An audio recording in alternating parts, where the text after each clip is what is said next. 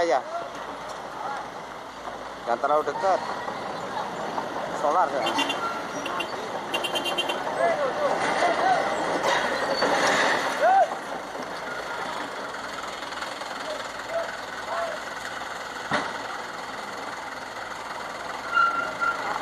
Op.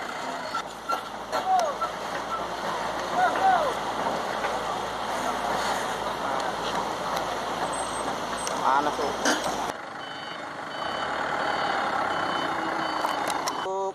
Dari pemadam kebakaran Kurambon Barat berapa Pak yang kita terjunkan Pak?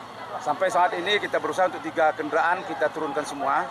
Karena 1 unit masih dalam perjalanan, 2 unit sudah melaksanakan penyemprotan dan sekarang lagi pengisian tangki yang berikutnya gitu. Mungkin ada Tingkat kesulitan seperti apa Pak?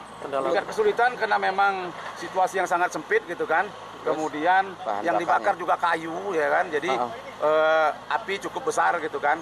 Ini pabrik apa sih Pak yang ini Pak?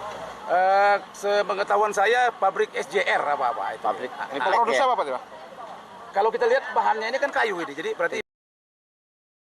Jelajahi cara baru mendapatkan informasi. Download Metro TV Extend sekarang.